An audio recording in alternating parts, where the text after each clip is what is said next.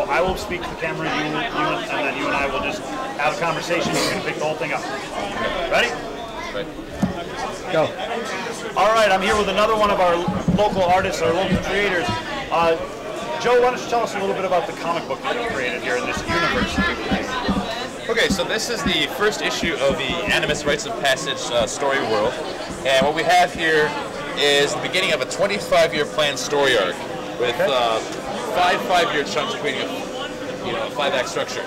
Excellent. And what it is, I would describe it very briefly as kind of like Game of Thrones meets Ninja Turtles, which is immediately enticing to me.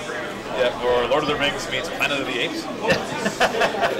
It's got a lot of detailed story building. So all these animal races, it's not just like the rabbits. These are Hairbonans, and they have their own culture of democracy and their theology and their alphabet and everything. All down to all these details is worked into this. So you've got a fairly rich story, and audiences coming into this are going to be rewarded for being here at the beginning. Because they get to develop the knowledge of the universe as it's going along. Yes, and every page has something that foreshadows things, not just in the next issue or in 2 issues or 5 issues, but in 5 years or 10 years. Or even from the very first page, there are things setting up the ending in the year 2040. My kids will have their own children by then, probably. And so, if you get in now, your reading of it will be honored so that the time you spend will pay off as the story matures and develops. Well, I'm definitely getting in now, and I'm excited to see where this goes, Joe. I took a page of like scribbles, just random scribbles of marker, like you can see right here. Yeah. And I laid those on top of the artwork. Just to give it that hand-colored feel? Yeah, it's kind of fake it out. So that's awesome, though, because it really does. I mean, flipping through this, I didn't get a chance to read the whole thing. I looked through. It looks, like I said, like you did every page of this by hand for each one of these, which is amazing. I'm really looking forward to reading the whole thing. If the story is half as good as the art style is, I'm gonna love it. Absolutely, and it's just the beginning, of course, too. Yeah, you've got the CD that you can listen to that lends itself to it, which I think is really fascinating. You've got a card game coming out for it that you're in development. Looks like you really like. This is something you really built and are obviously very passionate about. Yes, thank you. It's always amazing. I'm always impressed with anybody who creates their own universe. I'm not even a parent. I couldn't create a person, and you created an entire universe filled with them. So congratulations to you. That's really impressive. Yes, thank you. Did you grab a CD by any chance? I didn't grab a CD. Actually, Would you like to do that? Yeah, buy a CD from you. Let me just give you this. And that's got a soundtrack that's not really paced or anything. You just put it in, and it's kind of like goes along in the background. Don't worry about like reading a certain rate or anything. Yeah, it just gives you the ambiance for the comic and gives you a little bit of a feel. Yeah. All right, that's awesome. I tell you what, I've never had music specifically tailored to go along with my comic book reading. I'm really looking forward to giving that a first try. That's one thing I've always felt. Comics are so cinematic, they're like movies on paper and book form. But the one thing that's missing is that element of music. You can even kind of get sound effects depending on how you create like the onomatopoeia on the page. Yeah. But music is not there.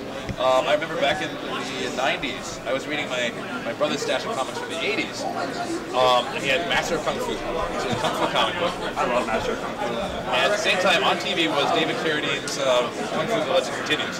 And I remember comparing these experiences at the same time, and I'm like, why is it so different? And the one thing I realized was missing was an element of sound, and particularly music.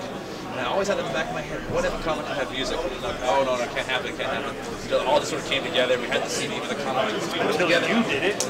Yeah, it couldn't happen until you did it. Good job, man. That's awesome. Yeah, so it totally was about creating that synthetic experience.